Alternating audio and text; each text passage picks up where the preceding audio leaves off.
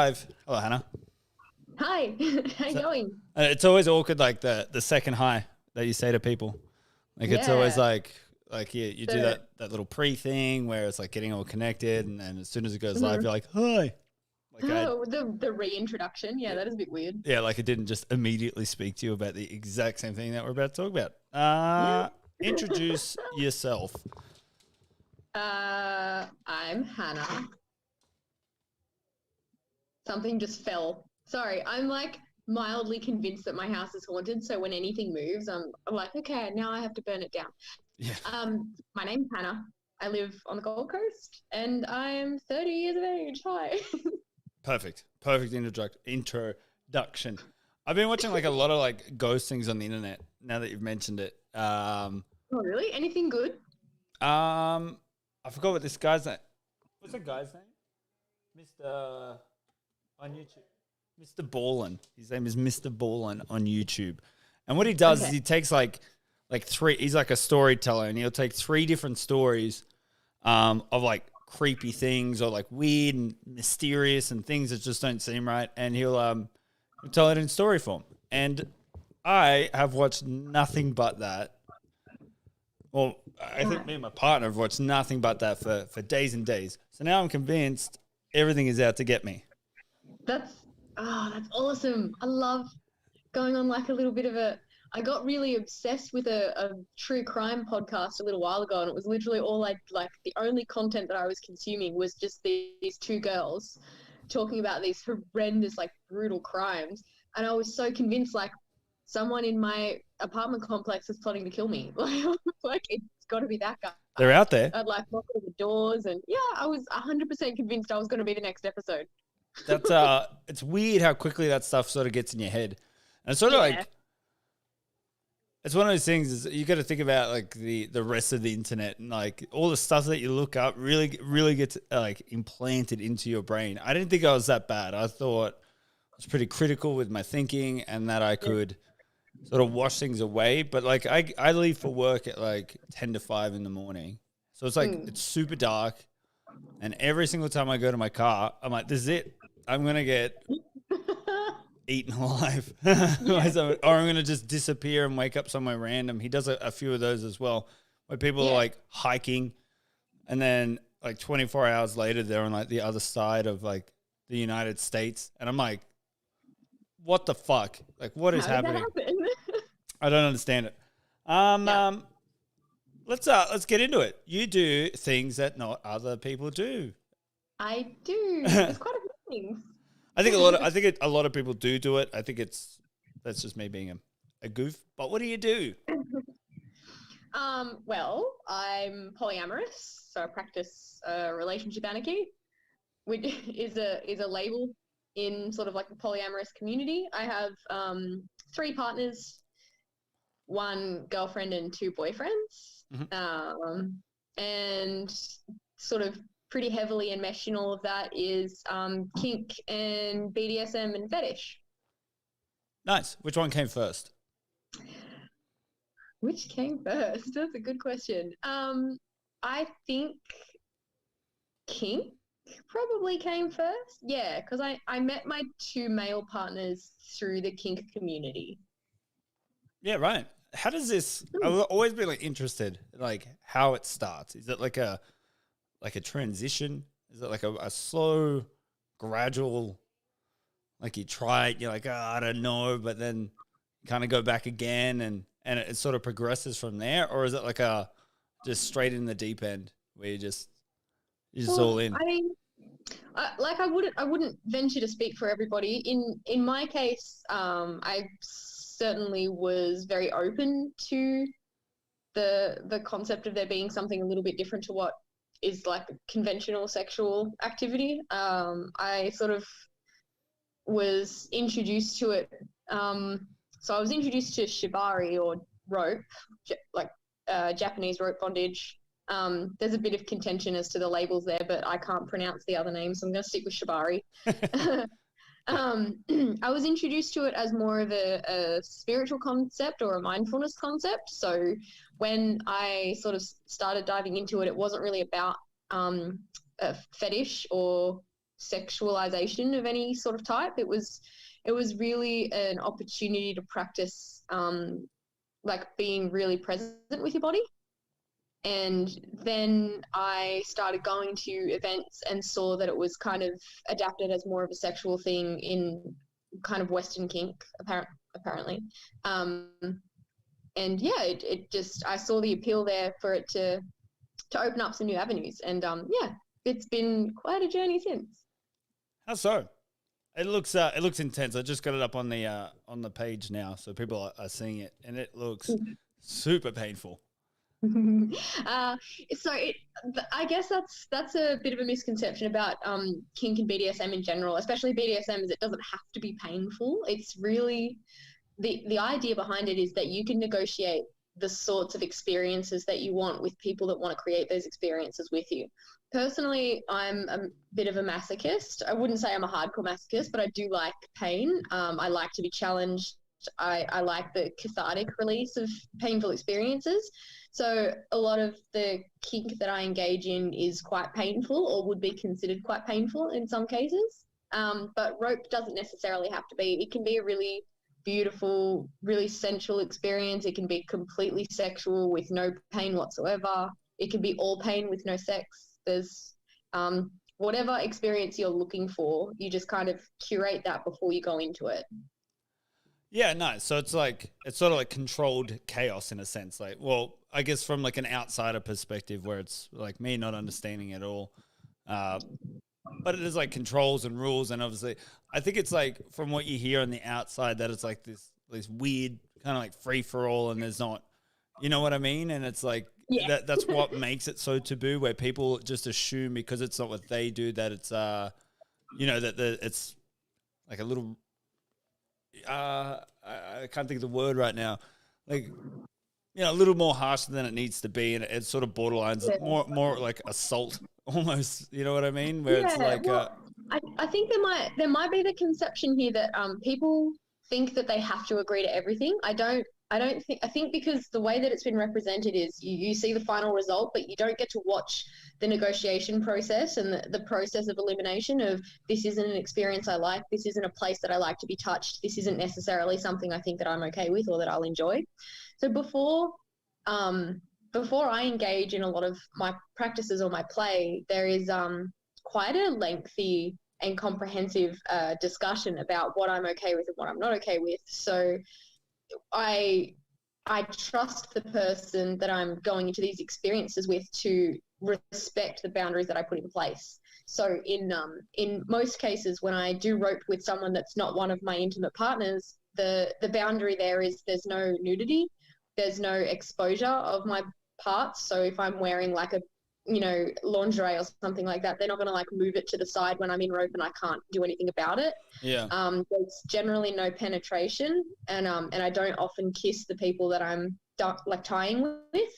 So for those things to all be put in place before I enter the scene, it's called scening or playing. Before I enter the scene, those things will be spoken about, put in place and agreed upon. And if they break that consent, then it's really up to you whether you continue to play with someone like that who would willingly break your consent or not. It's about keeping each other safe in really vulnerable sort of experiences. Yeah, because it's sort of like from what I've seen, just purely based off yours, I guess, it's like more of it's like a tight little community, right? And it's I guess that like in a situation like that, there'd be very little room for for rule breakers in a sense, where they are crossing like lines and doing things that people are like, just don't do that. And then if they continuously do it, it's very easy to sort of like remove them from that sort of community that you guys have built. What are some of the things that you like? Is this something that you sort of make public to everybody? Like, how do you handle like separating your worlds? I'm less conservative about the being poly thing. Like, my workplace knows that I have multiple partners, and I've had some discussions here and there about doing rope, but I kind of, if I'm presenting it to a fairly conservative audience, I'll present it in a way that they can relate to, sort of like aerial yoga, but with rope, or something like that, like a performance style thing that's a bit more circus than it is dance or something like that. Yeah. But I find the poly conversation can make some people uncomfortable, but they tend to accept it when they see that I'm like not a psycho. I don't know. I feel like when they get to know me first as a human being, and then they realize afterwards that I have multiple functioning relationships, they kind of go, oh, well, you know, she didn't display necessarily any signs of being an unusual person. So this must be something that's okay. So yeah, I've mostly had a lot of acceptance around it, with a few obvious exceptions. There's been some sort of occasional professional incidences here and there where they haven't been quite as open to it, but we just take that as it comes. Yeah, it's I guess it's one of those like weird, like it's not weird. It's because it is a little taboo, I think, and what people have sort of been like, they define their life under like these weird sets of rules where it's like, you know, you even like the whole structure of a relationship is like you go and you get an education, you find like your partner in high school and your high school sweethearts, and then you live happily ever after and you have kids and you move on with your life. So the idea of having like multiple partners is probably like really bizarre. And I think a lot of people might find it a little bit more bizarre because they're probably in that same situation where they did have, you know, kids super early, or, you know, they did marry their high school sweetheart and there's nothing else outside of that. So when they see somebody who has it, it's like they sort of go, well, what the fuck? And it's sort of what the fuck towards you so much. It's just like this external noise that just comes out of their body. But it's just, you know, it's just aimed at you because you're doing something that maybe they thought about doing, but then just haven't. It's I think the workplace would be hard. I think in any sort of field that you do you find a lot of people like from like like the external point trying to cross boundaries because they know, like they automatically associate something that's sexually different with you being completely sexually open? Yeah. Not so much in my current workplace. They're you know, they're all older married people, so they don't necessarily feel like it's okay to ask questions like that, but they just kind of quietly accept it. But I think some of the most common experiences that I have as a poly person, and I think a lot of polyamorous people could probably relate, is people thinking it's okay to cheat on their partners with me because, you know, it's the same thing, and it's really not. The idea behind polyamory is that all parties are consenting and they are fully informed and they agree to what's sort of happening. So my partners know about each other. In my case, I'm very lucky because my partners are all really good friends and they get along really well. So we can do things together as a group. But in most cases, you'll find that even if, you know, people's partners don't interact with each other, they still know the other person exists. And I find that a lot of people think that cheating on their partner with me will be okay because, you know, I'm doing it. I think people make a lot more sexual advances toward me and toward poly people in general because they think that the reason why I'm polyamorous is because I have a higher sex drive and therefore need to be fulfilled more often or something like that, which is, again, another really uncomfortable and common misconception about polyamory. And then the conversation around jealousy and watching people become really triggered when I talk about my relationships, especially couples. They can often become quite triggered having this conversation with me, and then they end up fighting with each other as if, you know, like as if just having the conversation violates a boundary between them. So that's been an interesting learning curve. Can we expand on the jealousy part a little bit more? I think that's probably an interesting part as well. Do you get lots of that? Do I experience lots of jealousy, or do I? I guess from both sides. I guess to unpack it, I know you probably won't, but I think it's just to maybe clarify to people who listen. But then is it like, where does most of the jealousy stem? Do you find that there's like lots of like pseudo polyamorous people who get into the thing for this ideal of it, where it's like, oh, I can have multiple partners, it's going to be super fun, and then jealousy is involved in sort of giving polyamory a bad name? And then do you get people in relationships coming up to you, once again, who sort of lash out at you because you are, but it could be a little bit of jealousy between, I don't know, like, you know what I mean? Where there's a couple asking you about it, and then because you're polyamorous, they might find that like one particular partner's maybe asking too many questions, and then they get jealous of that situation. Yeah, so I think it's really important to note as well that like I'm super jealous, and I would personally define jealousy as a compounding of emotions of the things that make you feel the most fear or insecurity in a relationship. So personally, when I'm feeling jealous, it's because I understand now that it's usually just fear. I'm triggered by fear. Yep. So if my partner has a new partner, I'm afraid that I'll be replaced or they'll be better than me. If my partner has a partner that they've been with for a long time, for example, one of my partners is married, and sometimes we've been together just under 2 years, and sometimes I'm scared that his wife will turn around and say, all right, we're going to close the relationship back down. You have to get rid of your girlfriend. And so that can be, you would name that feeling jealousy, but there's so much more underneath it. I find that people think that polyamorous people just don't feel jealousy, and that's just not the case at all. We just handle it a little bit differently, and we accept it as part of the risk profile of becoming polyamorous as well. I think the mononormative narrative there is that to be in a monogamous relationship is to rid yourself of the feeling of insecurity and jealousy, because your one partner is supposed to offer all of that stability and that safety, and that's just not really the case. Like, my partners offer me support, stability, safety in a plethora of ways that I would never get in a mononormative relationship, but that doesn't it doesn't keep me safe from the feelings of jealousy. It's just the way that I need to handle it. And you know, sometimes you just have to ask yourself, like, is my fear valid right now, or do I need to take a step back and look at all the evidence compiled over the last couple of years with my partners, and, you know, to know that I am safe and this doesn't have to change, or this doesn't necessarily mean something bad. But I have found that sometimes, I don't think monogamy is necessarily a bad thing. I think, you know, if that's your choice, that's your choice, the same as poly is my choice. And there are people that do it well and not so well. I think that the toxic monogamy and the toxically monogamous partnerships are the ones that find me the most triggering, because just the idea of having a need met by anyone other than their partner is quite scary to them, not being the most important person or the one that they go to. So it is an odd situation to be in when you're actively watching a partner sort of, or like a partnership kind of slowly implode when you talk about your lifestyle, and you're like, but it's okay, you don't have to do it. Yeah.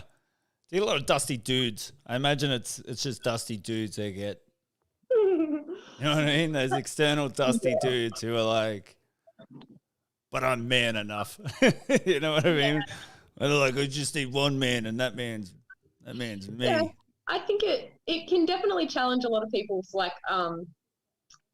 their values and their views and what it says about them as well. A really big part of moving through jealousy is understanding that someone else's actions don't necessarily mean anything about you. So my partner will go off and he'll be intimate with, you know, another person. He'll spend a weekend with somebody else, and that doesn't mean anything about me. That's what he does for himself. You know, doesn't mean that I'm lacking something or that I'm not bringing something to the table. Yeah, I think that applies to any relationship, right? It's just it's the same thing across the board. To be honest, it's not particularly different. It's just you handle it on like varying levels, I guess. You know, does it ever like sort of compound though? I think that'd probably be my only question. Like, obviously everybody feels it, and like sadness and happiness, and these are all the same things. But do you find that it ever sort of like overlaps onto one another at times? Yeah, it can do. I find that the really hard stuff to deal with is when I'm not dealing with myself very well. So if I suffer chronic depression, anxiety, a whole plethora of other exciting mental illnesses, and when those things aren't in check, and when I'm not keeping on top of myself and my safety, I do think that everything just kind of compounds. But that's not necessarily just in relation to my partners being with other people. That's just in relation to having multiple relationships. Like one relationship might be in turmoil because we had a fight 2 weeks ago about something anyone in a relationship would fight about, who's going where for the weekend, or, you know, you said something to me that I didn't like or something like that. And that could be ongoing. And then suddenly I have an argument with this person, and now I'm having arguments with 2 partners at the same time. Like, and that does happen. And yeah, there is some overlap, and you do have to be careful not to take out your frustration on one person on the other partner. That's it. That'd be the thing, right? That'd be the hardest part. I don't think I can handle that. That's you know what I mean? I'm such a grumpy shit all the time. Yeah. I feel sorry for my partner. She's probably the most understanding person ever. I'm one of those, like, even just being hangry. I'm not right. Yeah. I'm not right in the head. You know, I'm grumpy, walk around with this growl on my face. She gets me now, I guess, but it's like I couldn't imagine like yeah. But so that is, I guess it's a from like a psychological point of view, it's sort of like this weird sort of like progression into like emotional adaptation to relationships, I guess, and then like just extending it a little bit further by adding like 2 or 3 like external factors, which are your partners. I think it's a weird ride.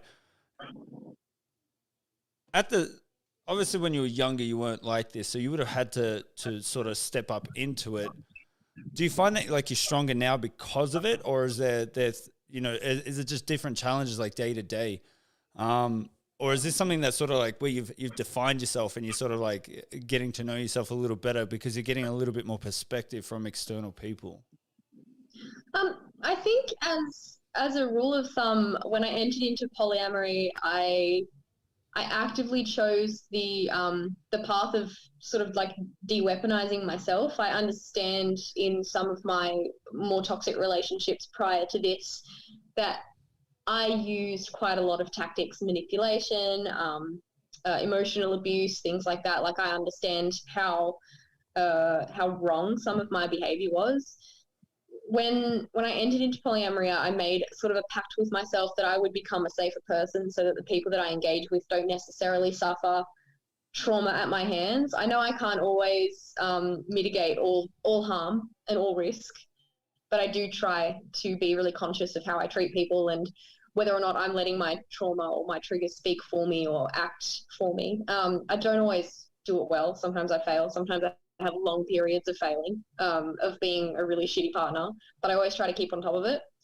I wouldn't say polyamory necessarily made me stronger, but it has given me a new level of self-awareness, and that's through my own understanding of it and through trying to learn as much about myself as I can, but also having the perspective of people around me who can look at me and go, hey, I think this was not a healthy way to approach that situation, or, you know, I don't think that you're right in this situation. Having people around me to pull me up and keep me accountable has been like a blessing.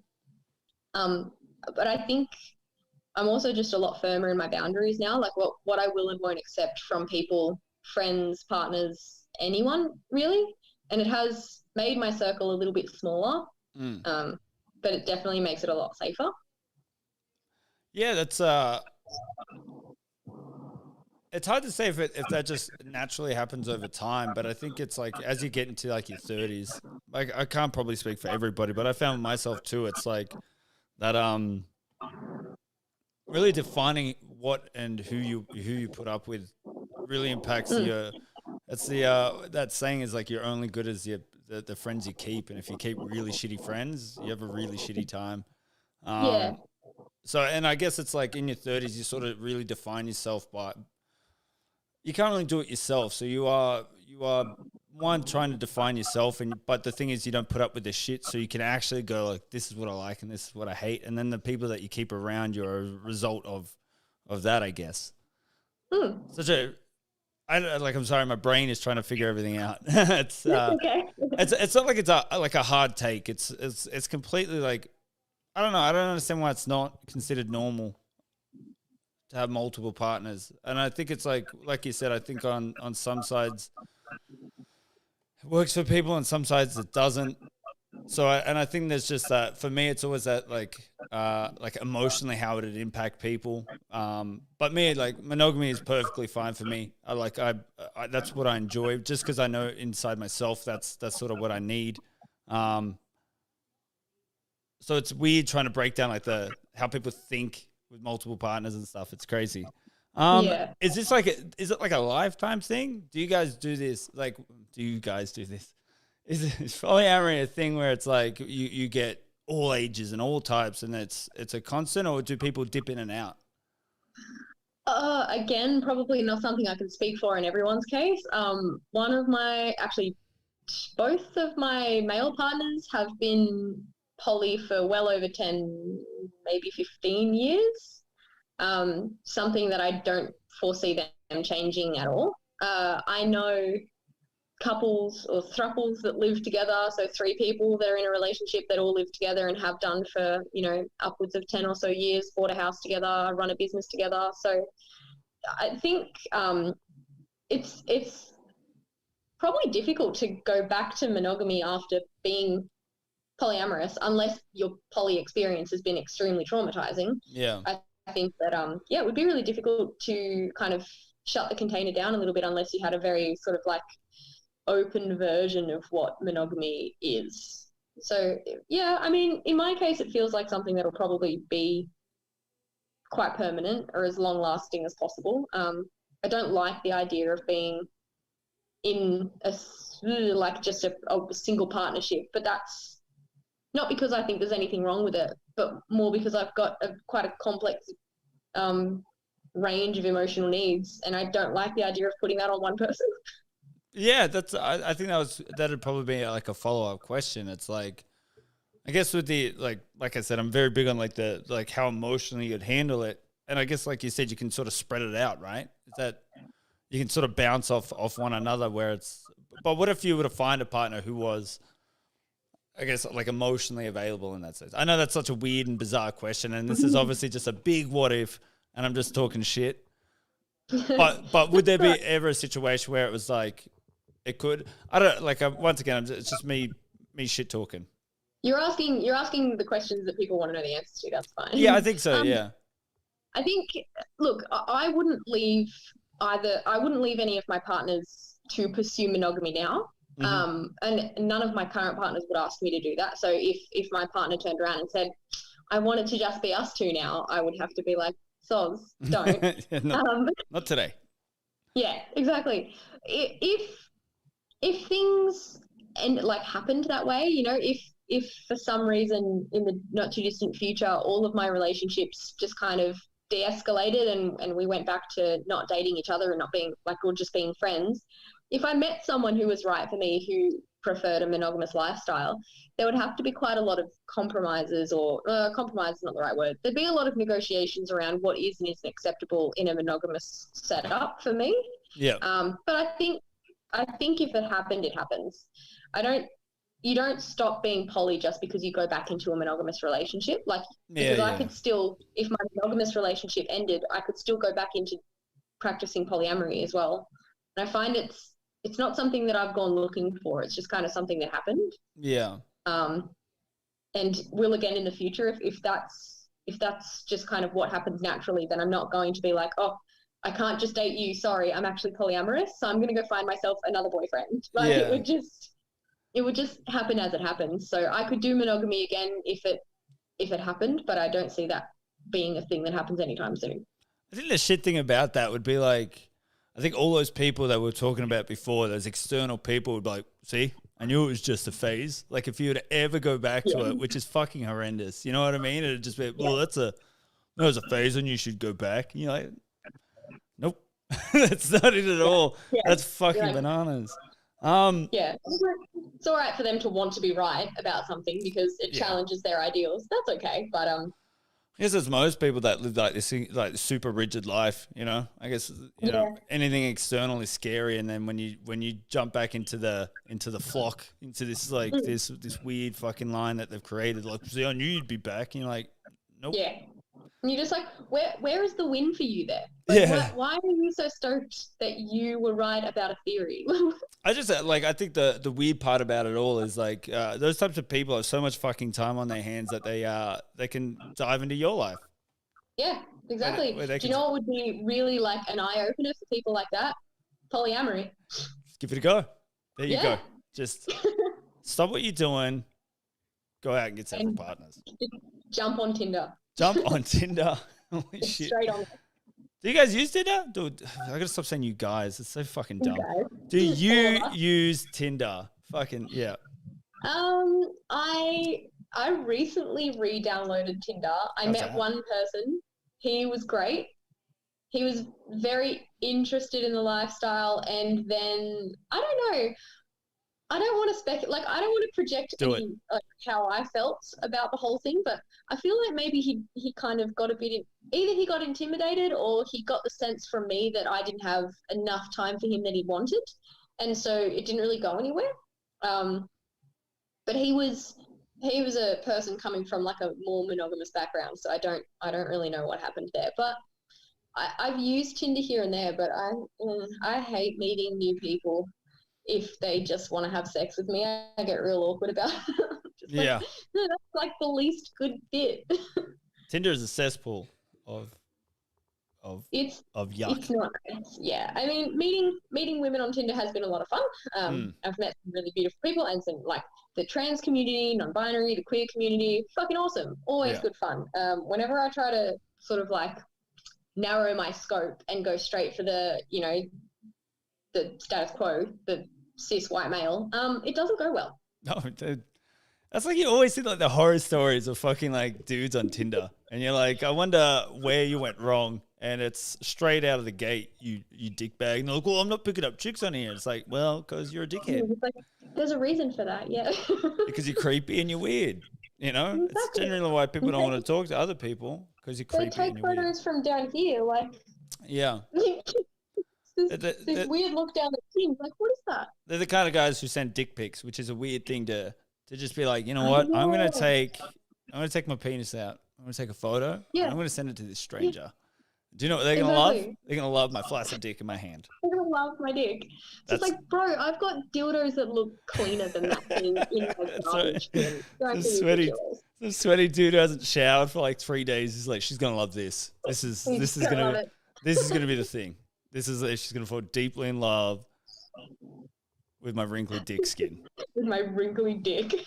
It's I always thought that was weird. It's like I've never understood it. I can't even fathom what goes through a dude's head where he's like, yeah, I don't even look at this thing. I don't know. Like, and I'm gonna put it out there. On the whole like control thing, like they've completely removed someone's ability to say no to something. I think that's what it is. It has to be like this weird power play. Like it's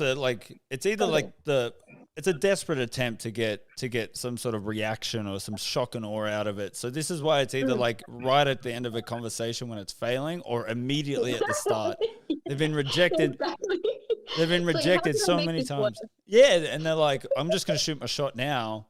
And it's like, if I get any type of response from that's it. And they're like, they loved it. Like, they could say that's fucking disgusting. I'm calling the cops, and you're like, she loved it. She loved that. Yeah, she loved it. They're just like, that's their dopamine hit for the day. Yeah, I'm gonna go send her 10 more from different angles, and you know, like, fucking hell, it's and it's just the creepy angles they pick too. It's like you see, I follow something on Reddit. It's I think it's called Nice Guys, like Nice Guys or something. Yeah, and it's just the weird,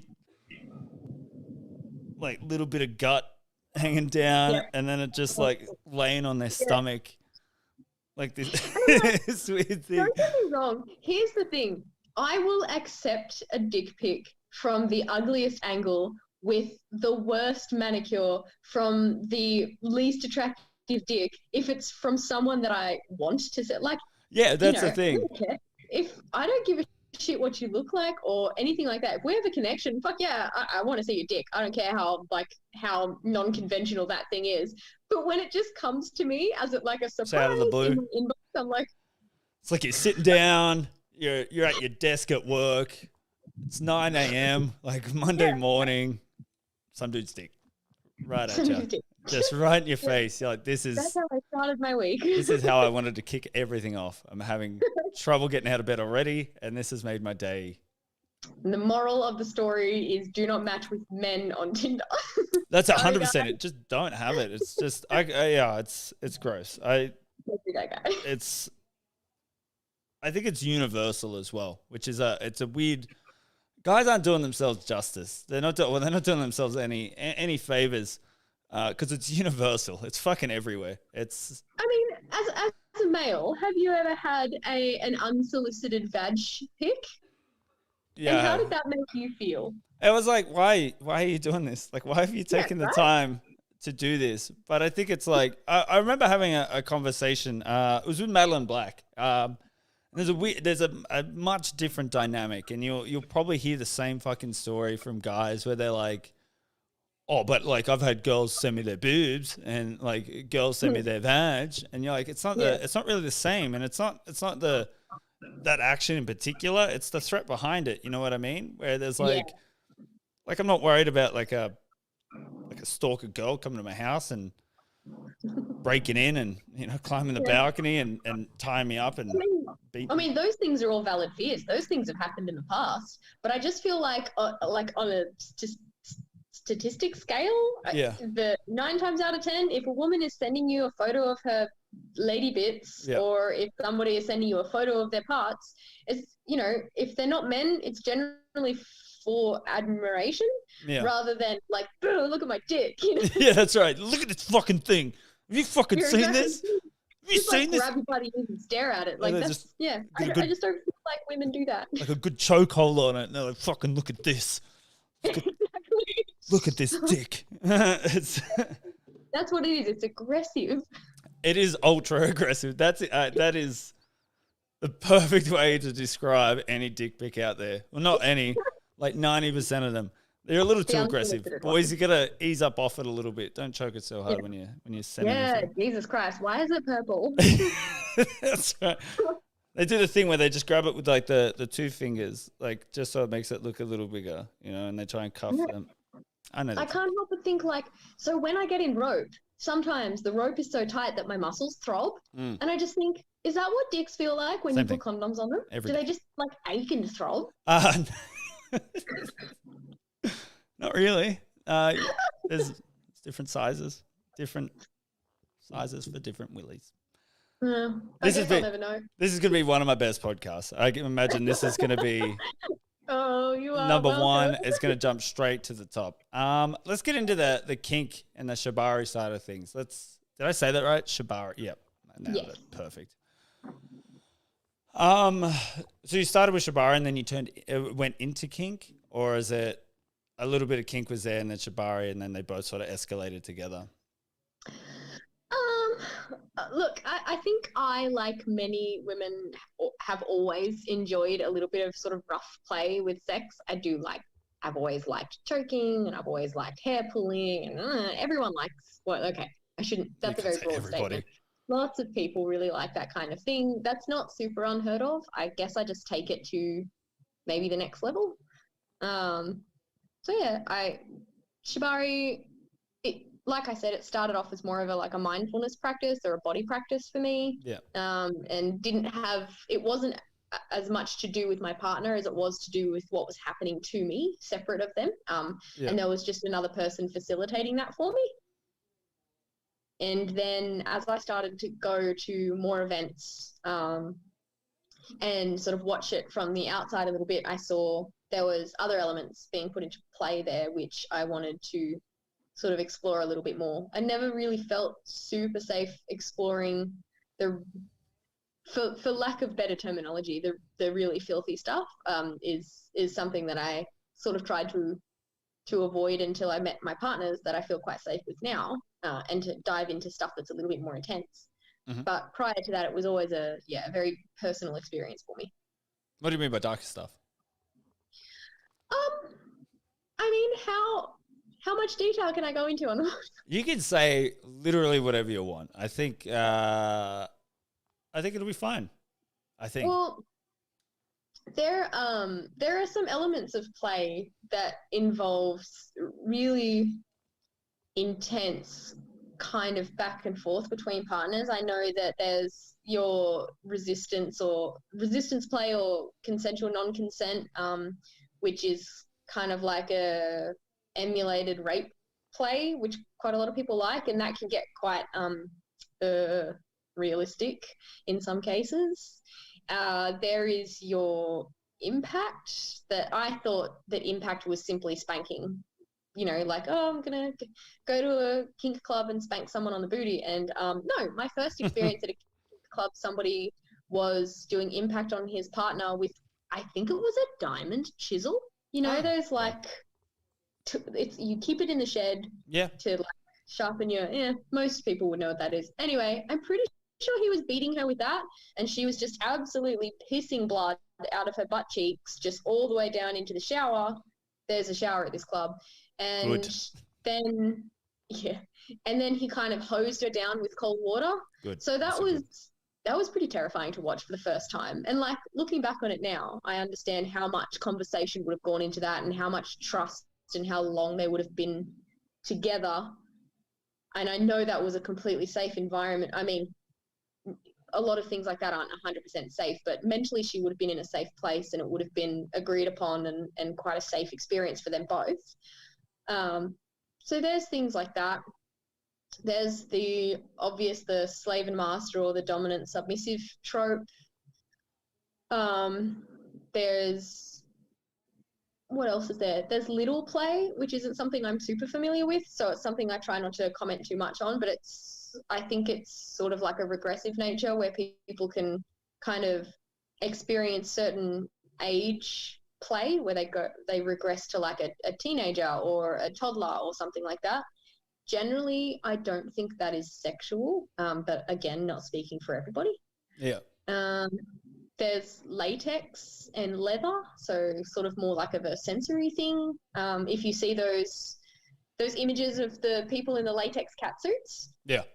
So you see a lot of that, and that's super cool. It is a really cool like sensory experience being like covered in latex and then just kind of oiled down or like shined up. It was really cool. There's so much. Like I could go on. There was a lot to take in it, just that. I think obviously there's ones that like people know about. The bleeding from the butt doesn't sound great from where I'm standing. But I guess it's like you said. I guess there's it's not like you step into it and that's where you're at. There's obviously a build up with trust and all of that. But that I think the one with how you said that they sort of regress back into a different age. I think a lot of people would probably confuse that with like wanting to sleep with kids, right? I think, I think that people do tend to confuse the two, and I did at the beginning as well. It's something that I would have to say right now that if anyone's feeling triggered by that, to do some research into it, because it's not quite as creepy as it sounds. It's a really valid kink. It's really important for some people, and it can be really healing if it's done the right way. Yeah. Again, it's not something that I have any sort of experience with because it's not a really like a part of my, like, I don't know, kink repertoire. Yeah. But it is more just, it's kind of about entering back into an age or a headspace where you felt protected and safe. So it's very much like the child and caregiver sort of thing. It's similar to a dom sub kind of relationship, but I would say that with most littles, you would remove the sexual aspect. In most cases, I'm not sure if I'm sure there would be people out there that take it that next level, but again, that would usually be in a safe space and an experience for them that is safe. So no kink shame. None. There's none here. None Not here. today. Yeah, it's weird. It kind of makes sense. I guess like it's even the first time me hearing it, it's very hard to separate the two, but they are very different things. You know, trying to play something and being something. I think if most people to hear it, it's just the what's next. You know what I mean? Does it start there and where does it finish? But I think once you get it, it seems like a community that is really well defined by rules and structure. So obviously there wouldn't be that sort of aspect where that had sort of progressed to that far. But then you can't rule out, fucking people doing it anyway because people do it, Yeah, well, I mean, there's always the bad egg. The community does have its issues with people that are quite predatory towards the like the newer members or the more vulnerable members of the community. That's always a problem. Yeah. And it is something that we try to keep on top of as much as we can. It's really hard, and we don't always get it right. Is there a bit of a hierarchy in it? You know what I mean? The older ones get a bit more pull, and then there's like the cool guy, like a high school hierarchy. Yeah, there is a little bit. I mean, there are people who you sort of look to as community leaders. They're the ones that, like, they man the events. They direct people to the munches, like where people meet other people and all that sort of thing. So there are some people that you can go to in the scene that keep you quite safe. Unfortunately, some of those people are also, they're considered community leaders, but not necessarily safe community leaders. But yeah, there are, I feel like at the moment it's kind of like a bit of favour towards the people that have been there the longest, which is probably because they have the most experience and the most to offer in the way of knowledge. Yeah, I guess just like sort of any sort of social group in a sense. Yeah. There's always going to be the oldies, and then there's going to be the people who are using it to sort of fill some sort of social currency. Obviously, they're interested in it, but they invest a lot into it, and then when their needs aren't met, they sort of lash out. I guess that is typical across the board. That's just humans, I guess. Yeah, absolutely. How do you guys meet? That was always a question in my brain. Is there like and then how do you sort of make that safe? Like, obviously, because there's a lot of weirdos out there, and nobody likes weirdos, no matter what part of it, like what community you're from. Like, how do you guys interact and then keep everything straight and narrow? Or like, I imagine people like creep in and are dealt with, but it's like, how are you guys, one, communicating, and two, meeting up safely? And is there anything like sort of outside the fringes where you're meeting up with strangers and randoms? Yeah, so there are munches, which is where everyone just kind of gets together for like breakfast or dinner or drinks or something like that it's referred to as like in a vanilla setting, where it's like an everyday setting. So you can just go like book a table at a cafe and invite a bunch of Kingsters that are quite new to the scene, and they can all come together and sort of discuss their mutual like interest in it and get to know each other on a bit more of an equal level. Yeah.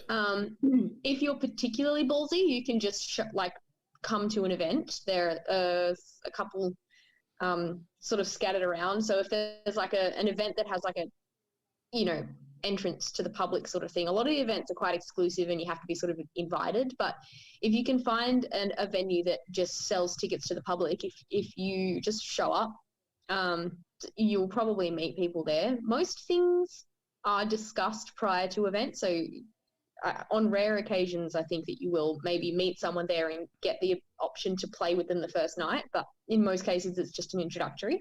Yeah. There is a website called FetLife that is like sort of like a online kink Facebook sort of thing, where a lot of people sort of flock to meet people and stuff like that. I don't personally use it. It's not really my thing. And then there's like social media, so your Instagrams and your Facebooks and stuff like that, where you can search for like-minded people and get to know like-minded people just through repetition of sharing interests and talking to strangers and all that kind of stuff. So I guess keeping it safe is keeping it public, in covert public, I guess. And you take on a risk when you meet people in private. So you kind of hope that risk pays off, but we do have like vetting processes, and you are sort of encouraged to ask people like, what do you know about this person? Like if I put a call out for new people to tie when I do shibari, I would sort of encourage them to message the people that I tied with in the past and say, hey, what was she like? Did she respect your boundaries? Did anything go wrong?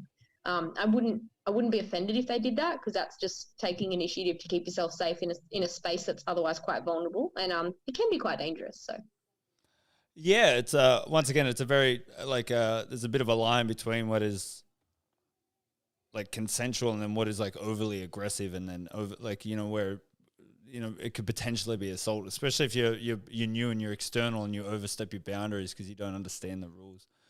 But Well, that's exactly right. It's informed consent. In a lot of cases, it's if you don't know what you're getting into, whether you've had the conversation or not, a lot of the time you're sort of diving into something that you can't know what's going to happen until it's happened.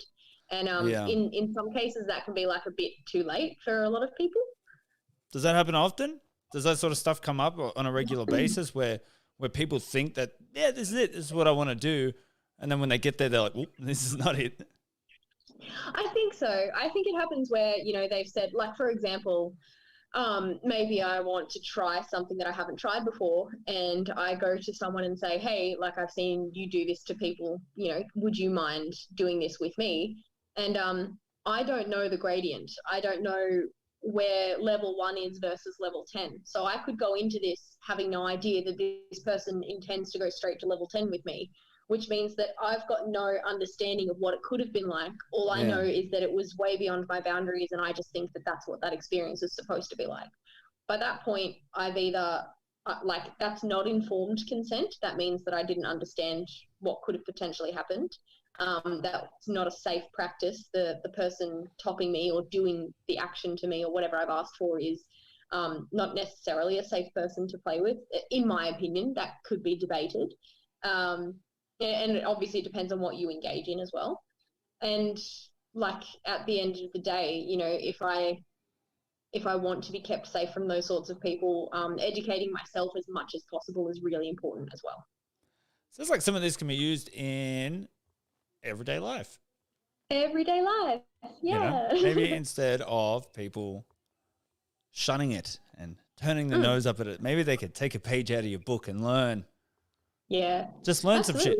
Just sit down, listen a little bit, put your shit aside. How often have you suffered through a really uncomfortable hug with someone that you really didn't want to hug? That's like 90% of the hugs. Exactly. You know, I'm at a stage in my life now where I've practiced placing boundaries so often that I don't necessarily let things like that happen, and I don't feel bad about it. I don't carry any shame or guilt about saying, actually, I don't feel like hugging you right now. And however that is received by the other person is not necessarily my responsibility. It's really up to them to manage how they feel about being rejected for something like that. And I just think that learning how to like really articulate how I want something to go has made it really easy for me to have those conversations in just everyday life. You know, no, I'm actually really not comfortable having this conversation with you, or I don't believe that you're, you know, entitled to that kind of information and you should stop asking me questions like that. You know, and it's getting easier the more I practice it in kink and in poly. Yeah, it's I think that, like, most people should have the fucking right to do that, right? Where they're just like, I don't want to do that. And then but it's like, I think there's that guilt that's immediately attached to it because you know, somebody's come in with an expectation. Say if we use a hug, for example, they're going to get a hug. And you're like, I don't want to fucking do that. And they're like, oh, you bitch. And you're like, no, I just, exactly. I just don't want you to fucking hug me. Rejection to, you know, it becomes your fault that they feel bad. And it's just like, well, I'm actually just doing something for me. Yeah. And you should learn to take that differently. That's a really good way of looking at it. I think that is definitely something that needs to transfer to everyone. Like everybody needs to really be able to define their line of what they accept and what they don't, and not necessarily like. I think the thing is, like, I think people overcorrect with situations like that where it's like, you know, somebody will go for a hug and they're like, "Ugh, fuck off," rather than just be like, "I don't want it. I don't want that hug." Yeah. So the fuck off, I think it creates a bit of like it just irks both parties in that sense because they've already it creates unnecessary tension. I think there are definitely ways to do it. So like I'm super bubbly, and I'm also like really awkward, and I lean into both of those things when I need something. So if I'm particularly uncomfortable about expressing a boundary, I'll just kind of lean into the awkwardness thing. So if someone comes up to me and they try to give me a hug, I'm like, "Oh, I'm really sorry, I'm not hugging anyone today, but I love you. I'm gonna go," and then we laugh about it. You know, because it's funny, but I've expressed my boundary, the need is there, and the expectation is being met. Yeah. and that's a big, like, it's part of my personality, so it can be expected from me. Or, you know, if I'm going to an event, like I often go to the fetish events, I might message a few key people first and say, hey, I'm going to see you tonight. I'd appreciate you not giving me a hug. I'm just not feeling it tonight. Yeah. And that's really well received as well. So rather than like shocking them before I see them and being like, oh, when I see them in person and they lean in to give me a hug and we have to experience that awkward dance of I don't want to do this, and that person is like, but I don't want to stop now because I'm uncomfortable. That's right. Like I'm already halfway there, and you're like, no, exactly. No. So it can just be a case of giving them a heads up and saying, look, it's not about you. I'm just not feeling like hugging anyone. There will be a couple of exceptions for a few people that I know I won't get away with it. But otherwise, you know. I think just to sort of like wrap it up here, I won't take up too much of your time. My brain is like going like a bazillion miles an hour. You're gonna have to message me later and be like, "Wait, what did you mean when you?" I'm gonna have so many follow-up questions. This will be one of several. Yeah. I imagine I'm gonna do some research and I'm like, Hannah, what the fuck does this mean? And you're gonna be like, this is it, Josh. And I'm like, 100%. Just in terms of communities, where do you find the biggest community in Australia?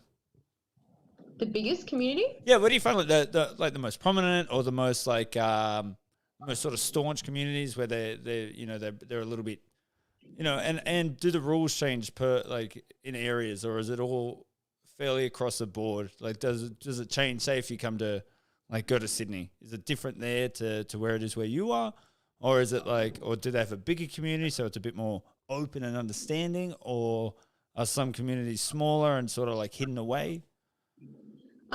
I think I don't really know. I know that Brisbane has quite a large kink community, and so does Sydney and Melbourne. I'm not sure if like the rules change necessarily per like time zone, but I think it's more about what kind of community you're in, because there's little like subsections of the community. There's like the tantra people that are sort of diving more into the BDSM side of things.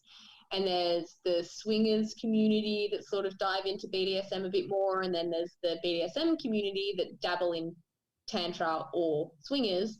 And they all seem to have slightly different ideas of what's appropriate and what's not. None of it overly damaging or particularly terrible, but that difference in opinion can sometimes create a little bit of tension in people. But I would say that for the most part, like, consent is non-negotiable. It's not different across the board. You know, if it's not informed, enthusiastic, and ongoing, it's not consent. Yeah, right. That's good to know. You've given me a lot to think about, like tons and tons. And let's do this again soon. When I sort of clear my head, I'll get a bit more sleep. I'll probably eat beforehand, so I'm not so hungry. But Excellent. Thank you so much. Is there anything you want to leave with? No, I can't think. I wish I had wise words. No, not really. I mean, at the end of the day, if you're looking at diving into a poly relationship, the best thing that you can do is start working on how that would feel for you. Not like, don't prime your partner for getting into a poly relationship, because it's on them to look after their feelings. It's on you to look after yours. And if you want to dive into like kink or fetishism or anything like that, it's really just about like, you know, having the conversations first, gaining consent, not pushing anyone into anything they don't want to do. You know, be safe. Be safe. I think that's it. Yeah. Just be safe. Everybody in and out of the community, be safe. Be safe. Stay out of trouble. Guys, stop sending photos of your dicks to people, please. Oh, please. Please no more. Other than that, thank you so much, Hannah. Have a wonderful night. I'll be in touch anyway. I'll send you the links for all of this sort of stuff. Anybody who usually listens, I'm not going to post any of Hannah's shit. Have a guess why? Yeah. Because you creepy dick pic sending motherfuckers. Other than that, well, I mean, anyone who sends me a dick pic just has to pay me for my time. Yeah, we'll do it that way, and it's not cheap. It is very expensive. Other than that, happy days. Really good talking to you. As like I said, I think when I develop it, I'll come up with more questions. I'll message you, 100% getting you back on. Have a wonderful week, and I'll talk to you soon. Awesome, you too. Thanks so much. See you, Hannah. Bye. Bye. All right. Let's see if we can fix this camera out. Probably won't be able to. Never mind. We don't need the camera. That was Hannah, everybody. What a gem. I think it's one of those communities that's very hard to get if you're used to traditional views and relationships and all of that. And but I think at the end of the day, like, people are people. And I think if we're separating ourselves from them and trying to put ourselves up on a peg, you're really missing the point. And there's definitely a lot, like, even just speaking to her then, like, I took a lot away from it, and I imagine everybody will take a lot away from it. Other than that, I don't know when I got my next show up. I think next month sometime. You'll find it. Have a good one, everyone. Bye-bye.